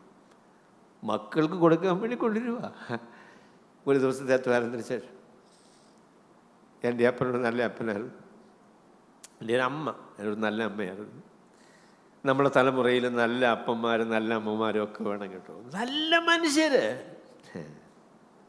നിങ്ങൾ പ്രാർത്ഥിക്കുമോ, കർത്താവേ എന്നൊരു നല്ല മനുഷ്യനാക്കണം, എൻ്റെ മക്കൾ എന്നെക്കുറിച്ചൊരു നല്ല അപ്പനെന്ന് പറയാൻ സംഗതിയാകണം, എൻ്റെ മക്കൾ എന്നെക്കുറിച്ചൊരു നല്ല അമ്മയാണ് എന്ന് പറയണം, എൻ്റെ ഭർത്താവ് എന്നെക്കുറിച്ചൊരു നല്ല ഭാര്യയാണെന്ന് പറയണം, എൻ്റെ ഭാര്യ എന്നെക്കുറിച്ചൊരു നല്ല ഭർത്താവാണ് എന്ന് പറയാം. നല്ല മനുഷ്യൻ. അത് ദൈവത്തിൻ്റെ പരിശുദ്ധാത്മാവിനാൽ, ദൈവകൃപയാൽ, സുവിശേഷത്താൽ നമ്മുടെ ജീവിതത്തിൽ വരുന്ന ഒരു വലിയ അനുഗ്രഹമാണ്. നല്ല മനുഷ്യനാണ്. ഒരു കാര്യം കൂടെ ഞാൻ ബർന്നബാസിനെ കുറിച്ച്, അല്ലെങ്കിൽ അദ്ദേഹത്തിൻ്റെ പ്രബോധനപുത്രൻ, അദ്ദേഹത്തിൻ്റെ ഉത്സാഹത്തെക്കുറിച്ച് പറയുമ്പോൾ പറയാം. അത് 13-ാമത്തെ അധ്യായത്തിലാണ്. അദ്ദേഹം പറഞ്ഞു, അദ്ദേഹം അന്ത്യോക്യയിൽ ചെന്ന് കഴിഞ്ഞപ്പോൾ അവിടെ ശുശ്രൂഷയ്ക്കുള്ളതായിരിക്കുന്ന വലിയ ആവശ്യമുണ്ട്. അപ്പോൾ തർസോസിലേക്ക് ചെന്ന് ശൗലിനെ തിരഞ്ഞ് കണ്ടെത്തി. എന്നിട്ട് അദ്ദേഹത്തെ വിളിച്ചുകൊണ്ട് വന്നു. എന്നിട്ട് അവർ അന്ത്യോക്യയിൽ 1 വർഷത്തോളം ഒരുമിച്ച് വേല ചെയ്തു എന്നാണ് പറഞ്ഞത്. അപ്പോൾ അന്ത്യോക്യയിൽ നിന്ന് തർസോസിലേക്ക് പോകുക എന്ന് പറഞ്ഞാൽ ഞാൻ വിചാരിക്കുന്ന ഒരു 3-4 ദിവസത്തെ യാത്രയെങ്കിലും ഉണ്ടാവുള്ളൂ. നടന്നു പോയല്ലേ. അവിടെ ചെന്ന് തർസോസിൽ ചെന്നപ്പോൾ അവിടെ പൗലോസ് നിൽക്കാമെന്നോ? പൗലോസ് അതാ പൗലോസ് ഇല്ലേ. ഒരുപാടൊക്കെ ബുദ്ധിമുട്ടി അന്വേഷിച്ച് പൗലോസിനെ കണ്ടെത്തി. ഏറിയ കാലങ്ങൾക്ക് മുന്നമേ പൗലോസിനെ പരിചയമുള്ള ആളാണ് ബർന്നബാസ്. ഇപ്പോൾ ശുശ്രൂഷയ്ക്കൊരവസരമുണ്ട്. അദ്ദേഹത്തിൻ്റെ പ്രത്യേകതകളെ തന്നെ മനസ്സിൽ സൂക്ഷിച്ച് ശുശ്രൂഷയ്ക്ക് പ്രയോജനമുള്ള ആളാണ് എന്നുള്ള ബോധ്യത്തിന് അദ്ദേഹത്തെ അന്വേഷിച്ച് കണ്ടെത്തി അദ്ദേഹത്തെ അന്ത്യോക്യയിലേക്ക് കൊണ്ടുവന്നു. പൗലോസിനെ പൗലോസാക്കിയതിൽ ബർന്നബാസിനൊരു പങ്കുണ്ട് കേട്ടോ. പൗലോസിനെ പൗലോസാക്കിയതിൽ ബർന്നബാസിനൊരു പങ്കുണ്ട്. മറ്റുള്ളവരുടെ ശുശ്രൂഷകളെ മാനിക്കുവാൻ, അവർക്ക് അവസരം കൊടുക്കുവാൻ. ഞാൻ ഉൾപ്പെടെയുള്ള പ്രസംഗന്മാരെ കുറിച്ച് പറയാം, മറ്റുള്ളവർ പൊങ്ങുന്നത് ഇഷ്ടമല്ല കേട്ടോ. നമ്മളെക്കാളും മെച്ചമായിട്ട് പ്രസംഗിക്കുന്ന ആളുകൾ വിളിച്ച് പ്രസംഗിപ്പിക്കുന്നത് അത് സുരക്ഷിതമാണോ, സേഫാണോ? അവർ പുൽപ്പിറ്റ് അടിച്ചു മാറ്റുമല്ലയോ. അപ്പം അതുകൊണ്ട് ഒരല്പ ശ്രദ്ധയോടുകൂടെ വേണം മറ്റുള്ളവരെ പ്രോത്സാഹിപ്പിക്കാനായിട്ട്. കൊമ്പനാനയും ഒറ്റയാനും, ഒറ്റയാനും കൊമ്പനും അല്ലേ. അപ്പോൾ ഈ കൊമ്പനെ ഈ ഒരു ഗ്രൂപ്പിൽ ചെന്നിട്ട് കൊച്ചു ആന ഇങ്ങനെ ജനിച്ച സമയത്ത് അതിനെ പൊക്കിക്കൊണ്ടു പോകും. അപ്പോൾ അതൊരു പെണ്ണാനയാണ് എങ്കിൽ അവരൊരു ഗ്രൂപ്പായിട്ട് പിന്നെ അങ്ങ് മാറും. എന്നാൽ ഇവൻ ഒറ്റയാനാണ്, ആണാനാണെങ്കിൽ ഒറ്റയാനും ഇടുക്കളയും എന്നാണ് പറയുന്നത്. ഒറ്റയും ഇടുക്കളയും എന്നാണ് പറയുന്നത്. അവിടെ ഇവർ തമ്മിൽ ഇങ്ങനെ നോക്കി നിൽക്കുക കേട്ടോ. അപ്പോൾ ഈ കയറ്റം കയറുമ്പോൾ ഇടുക്കള എന്ന് പറഞ്ഞാൽ അനിയൻ ആദ്യം ഈ വാലെ പിടിച്ച് വലിക്കും. അപ്പോൾ വാലെ പിടിച്ച് വലിക്കുമ്പോൾ നേരെ അങ്ങ് ശക്തിയോടെ കയറിപ്പോകാമെന്ന് മത്സരമല്ലോ കേട്ടോ. കുറേ കഴിയുമ്പോൾ വാലെ പിടിക്കുമ്പോൾ തിരിഞ്ഞ് നിൽക്കും. അതുകൊണ്ട് ഇത് വലിച്ചുകൊണ്ട് പോകാനായിട്ട് അവസരം ഉണ്ടായില്ല. അന്നേരമാണ് ഈ ഒറ്റയാനും ഇടുക്കളയും തമ്മിലുള്ളതായിരിക്കുന്ന ഗുസ്തി. ഒരാളെ സർവൈവ് ചെയ്യത്തുള്ളൂ, മറ്റേയാൾ അദ്ദേഹത്തിന് ജീവൻ നഷ്ടപ്പെടും. പലപ്പോഴും പല മേഖലകളിലും അങ്ങനെയാകും കേട്ടോ. ഒറ്റയാനും ഇടുക്കളയുമാണ്. എപ്പോഴാണ് അവസരമെന്ന് വിചാരിച്ചിങ്ങനെ നോക്കി നിൽക്കുകയാണ്. മറ്റുള്ളവരെ പ്രോത്സാഹിപ്പിക്കുന്നത് അതിനുള്ള മനസ്സില്ല. എന്നാൽ ബർന്നബാസ് നല്ല മനുഷ്യനായിരുന്നു. ആളുകൾക്ക് കഴിവുകളുണ്ടായെങ്കിൽ, ദൈവകൃപയുണ്ടായെങ്കിൽ അതിനുള്ള അവസരങ്ങൾ കൊടുക്കുവാൻ, അവരെ പ്രോത്സാഹിപ്പിക്കുവാൻ, അവരോട് ചേർന്ന് നിൽക്കുവാനുള്ളതായിരിക്കുന്ന മനസ്സ്. നിങ്ങളെ തുടർന്ന് ബർന്നബാസും പൗലോസും കൂടെയാണ് ഒന്നാം മിഷണറി യാത്രയ്ക്ക് പോകുന്നത്. ആദ്യമേ എങ്ങനെയാണ് ലൂക്കോസ് പരിചയപ്പെടുത്തുന്നത് അറിയാമോ? ബർന്നബാസും പൗലോസും എന്ന് പറഞ്ഞാൽ പരിചയപ്പെടുന്നത്. കുറേ കഴിഞ്ഞപ്പോൾ തിരിഞ്ഞു കേട്ടോ. പിന്നെ എങ്ങനെയായി? പൗലോസും ബർന്നബാസും. ബർന്നബാസിന് പ്രശ്നമില്ല കേട്ടോ. മനുഷ്യർ പുരോഗമിക്കുന്നതിൽ, അവർക്ക് നന്മ വരുന്നതിൽ, അവരുടെ കഴിവുകൾ വർദ്ധിക്കുന്നതിൽ, അവരെ ദൈവം ഉപയോഗിക്കുന്നതിൽ സന്തോഷം കണ്ടെത്തുന്ന, അതിനെക്കുറിച്ച് യോഹന്നാൻ സ്നാപകൻ പറഞ്ഞതുപോലെ അല്ലേ, യോഹന്നാൻ സ്നാപകനും കർത്താവും കൂടെ മത്സരിക്കുമെന്നാണ് യോഹന്നാൻ്റെ ശിഷ്യന്മാർ വിചാരിച്ചത്. നീ കേട്ടോ എന്ന് യോഹന്നാനോട് വന്ന് ചോദിച്ചു. നിന്നേക്കാളും അധികം ആൾക്കാരെ കർത്താവായ യേശുക്രിസ്തു സ്നാനപ്പെടുത്തുന്നുണ്ട്, നീ കേട്ടോ എന്ന് ചോദിച്ചു. അപ്പോൾ യോഹന്നാൻ പറഞ്ഞ പ്രസ്താവന വളരെ വിശ്വപ്രസിദ്ധമായിരുന്ന പ്രസ്താവന. എന്താ പറഞ്ഞത്? അവനോ വളരെയണം, ഞാനോ കുറയണം എന്ന് പറഞ്ഞു. അവനോ വളരെയണം, ഞാനോ കുറയണം. അദ്ദേഹം പറഞ്ഞു, ഞാനൊരു തോഴ്മക്കാരനെ പോലെ ഉള്ളൂ. The bride groom. അദ്ദേഹം കല്യാണമൊക്കെ കഴിച്ച് ഭാര്യയൊക്കെ കിട്ടിയപ്പോൾ അതിനെക്കുറിച്ചുള്ള അസുഖമൊന്നുമില്ല കേട്ടോ. I am just a friend of the bride groom and I rejoice with him. ഞാൻ അദ്ദേഹത്തോട് സന്തോഷിക്കുന്ന ഒരാളാണ്, അല്ലാതെ മത്സരിക്കുന്നയാളല്ല എന്നാണ് യോഹന്നാൻ സ്നാപകൻ പറഞ്ഞത്. അതേ മനോഭാവമാണ് ബർന്നബാസിനും ഉണ്ടായിരുന്നത്. അദ്ദേഹം നല്ല മനുഷ്യനായിരുന്നു. അപ്പം ഞാൻ മനുഷ്യരെ വിശ്വസിക്കുന്ന പൗലോസ് വന്നപ്പോഴേ പൗലോസിൻ്റെ സാക്ഷ്യവും പൗലോസിൻ്റെ ജീവിതവും ഒക്കെ മുഖവിലയിലെടുത്ത് അതിനെ വിശ്വസിക്കാനായിട്ട് മനസ്സ് വെച്ച് അന്ത്യോക്യയിലെ ശുശ്രൂഷയ്ക്കുള്ളൊരു അവസരം ഉണ്ടായപ്പോൾ അതിന് യോഗ്യനായി അപ്പസ്തലന്മാരെ കണ്ട ഒരു നല്ല മനുഷ്യൻ, പരിശുദ്ധാത്മാവിനാൽ നിറഞ്ഞ ഒരു മനുഷ്യൻ, മറ്റുള്ളവർക്ക് ശുശ്രൂഷയ്ക്കുള്ള അവസരങ്ങൾ നൽകുവാനും അവർ ശുശ്രൂഷകളിൽ പുരോഗമിക്കുന്നത് കണ്ട് സന്തോഷിക്കുവാനും അതിനെ ഉത്സാഹിപ്പിക്കുവാനും മനസ്സുള്ള ഒരു നല്ല മനുഷ്യനായിരുന്നു ബർന്നബാസ്. അപ്പോൾ ബർന്നബാസിനെ പോലെ ആകണം എന്നാണ് എനിക്ക് നിങ്ങളോട് പറയാനുള്ളത്. അതാണ് എനിക്ക് എന്നോട് പറയാനുള്ളത്. പിന്നെ ഈ വാക്യത്തിൽ പറഞ്ഞ അവസാനം പറഞ്ഞ ഒരു പ്രസ്താവനയോട് പറഞ്ഞ് ഞാൻ അവസാനിപ്പിക്കാൻ കേട്ടോ. അപ്പോൾ അദ്ദേഹം പറഞ്ഞത് 4-ാമത്തെ അധ്യായത്തിൽ പറഞ്ഞ കാര്യം അതിന് 37-ാമത്തെ വാക്യത്തിൽ പറഞ്ഞു. കുപ്രദ്വീപുകാരനായ യോസേഫ് എന്നൊരു ലേവ്യൻ തനിക്കുണ്ടായിരുന്ന നിലം വിറ്റ് പണം കൊണ്ടുവന്ന് അപ്പസ്തലന്മാരുടെ കാൽക്കൽ വെച്ചു. ബർന്നബാസിനുള്ള ദൈവാശ്രയത്തെക്കുറിച്ചാണ് ഞാൻ പറയാൻ ആഗ്രഹിക്കുന്നത്. ബർന്നബാസിനുള്ളതായിരിക്കുന്ന ദൈവാശ്രയം. അദ്ദേഹം നല്ല മനുഷ്യനായിരുന്നു, പരിശുദ്ധാത്മാവിന് നിയന്ത്രണത്തിൽ ജീവിക്കുന്നയാളായിരുന്നു. മാത്രമല്ല അപാരമായ ദൈവവിശ്വാസം, ദൈവാശ്രയമുള്ള മനുഷ്യനായിരുന്നു. അതെങ്ങനെയാണ് അറിയുന്നത്? അതറിയുന്നത് അദ്ദേഹം ഒരു ലേവ്യനായിരുന്നു. തനിക്കുണ്ടായിരുന്ന നിലം വിറ്റ് പണം കൊണ്ടുവന്ന് അപ്പസ്തലന്മാരുടെ കാൽക്കൽ വെച്ചു. നിങ്ങൾ ലേവ്യരെ കുറിച്ച് പഠിച്ചിട്ടുണ്ടോ? എത്ര ഗോത്രമുണ്ട്? 12 ഗോത്രം. ലേവ്യർക്ക് നൽകിയ ഇസ്രയേലിൽ സ്ഥലം വിഭജിച്ചപ്പോൾ അവർക്ക് കൊടുത്ത സ്ഥലം ഏതായിരുന്നു? സ്ഥലം കൊടുത്തില്ല. ലേവ്യർക്ക് അവകാശം കൊടുത്തില്ല. എന്നിട്ട് പറഞ്ഞു, യഹോവയാണ് നിങ്ങളുടെ അവകാശം. ഈ മറ്റ് 11 ഗോത്രങ്ങളുണ്ടല്ലോ, അവരുടെ ഒരു ദശാംശം കൊണ്ട് ഈ ലേവർക്ക് കൊടുക്കണം. അപ്പോൾ ഈ അവകാശം കിട്ടിയ ആളുകൾക്ക് 10-1 കിട്ടി കേട്ടോ. 10-1 കിട്ടി.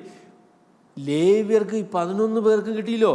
11 പേർക്ക് കിട്ടിയതിന് 10% കൊടുക്കുകയാണെങ്കിൽ അവർക്ക് 10% കൂടുതൽ കിട്ടി. അപ്പോൾ ദൈവത്തെ അവകാശമായി കൊടുത്ത ആളുകൾക്ക് അതുകൊണ്ട് നഷ്ടമൊന്നും വരികയില്ല കേട്ടോ. കാര്യം ദൈവത്തിൻ്റെ ക്രമീകരണത്തിൽ ദൈവത്തെ ആശ്രയിക്കുന്ന ആളുകൾക്ക് നഷ്ടമൊന്നും വരികയില്ല. എന്നാൽ കുറച്ച് നഷ്ടമൊക്കെ വന്നു. എൻ്റെ കാര്യം എന്താണെന്നറിയോ? ഈ പറഞ്ഞ 10 ഗോത്രക്കാർ ഈ ദശാംശമൊന്നും കൊടുത്തില്ല.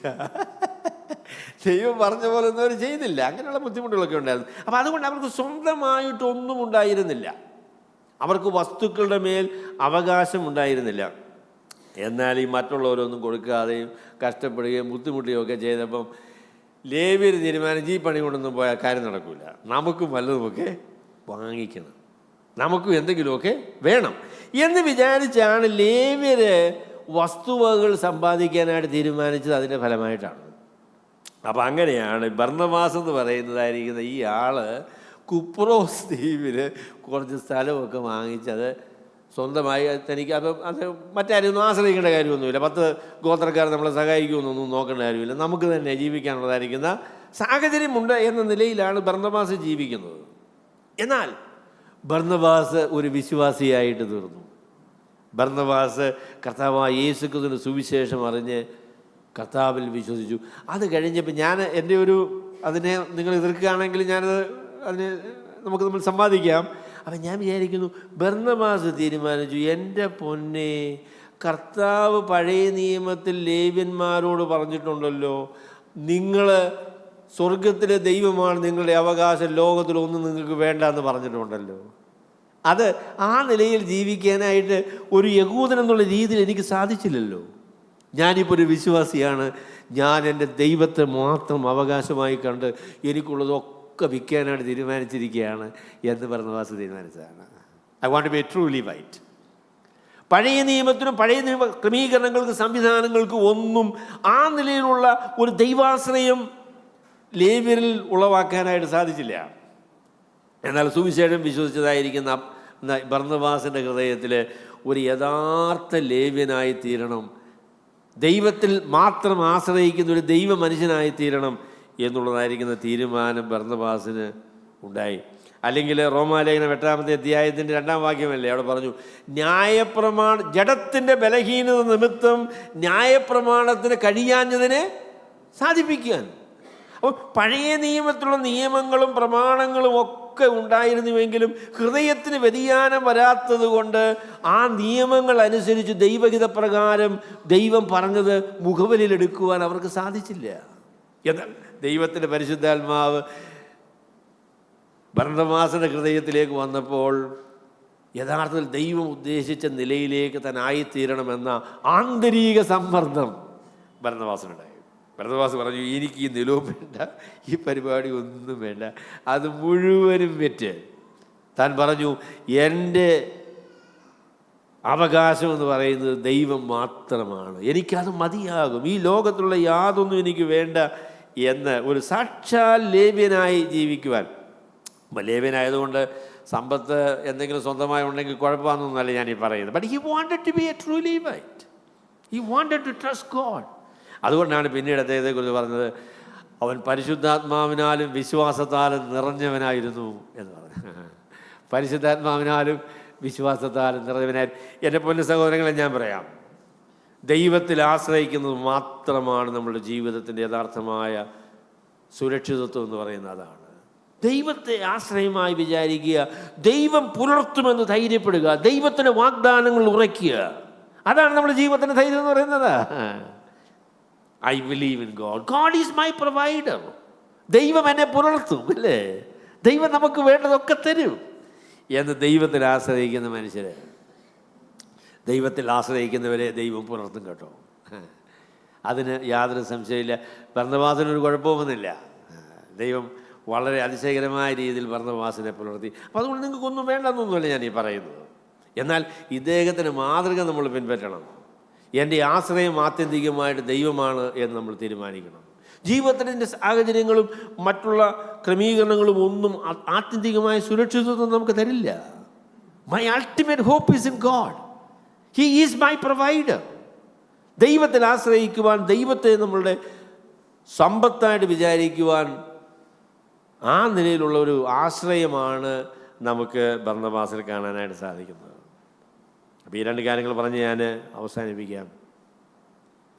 ദൈവം ആഗ്രഹിക്കുന്നത് പോലെയുള്ള വിശാല ഹൃദയനായ മറ്റുള്ളവരെ ഉത്സാഹിപ്പിക്കുന്ന, മറ്റുള്ളവർക്ക് വേണ്ടി കരുതുന്ന, മറ്റുള്ളവരെ പരിഗണിക്കുന്ന, സ്നേഹിക്കുന്ന ഒരു നല്ല മനുഷ്യൻ, അത് നമ്മളുടെ ലക്ഷ്യമാകണം കേട്ടോ. We have to be good people. നല്ല മനുഷ്യരായിട്ട് തീരണം. രണ്ടാമത് പറയാനുള്ളത്, ദൈവത്തിൽ പൂർണ്ണമായും ആശ്രയിക്കുന്ന, ദൈവത്തെ പൂർണ്ണമായി വിശ്വസിക്കുന്ന മനുഷ്യരായിട്ട് നമ്മൾ രൂപപ്പെടണം. ഇത് രണ്ടുമാണ് ഈ വേദഭാഗത്ത് നിന്ന് ഞാൻ പറയാനായിട്ട് ആഗ്രഹിക്കുന്നത്. Trust in God and be transformed with the power of the Holy Spirit to be good people. അങ്ങനെയാണ് എങ്കിൽ നാം ആയിരിക്കുന്ന സമൂഹങ്ങളിലൊക്കെ കർത്താവിന് വേണ്ടി സാക്ഷ്യം ആകുവാൻ, അനേകരെ സ്വാധീനിക്കുവാൻ, അനുഗ്രഹമായി തീരുവാൻ നമുക്കിടവരും. സ്വർഗത്തിലെ ദൈവം നമ്മളെ എല്ലാവരെയും ആ നിലയിൽ അനുഗ്രഹിക്കട്ടെ എന്ന് പ്രാർത്ഥിച്ചുകൊണ്ട് ഞാൻ എൻ്റെ വാക്കുകൾ ചുരുക്കുന്നു. ദൈവം നമ്മളെ എല്ലാവരെയും അനുഗ്രഹിക്കുവാണ്.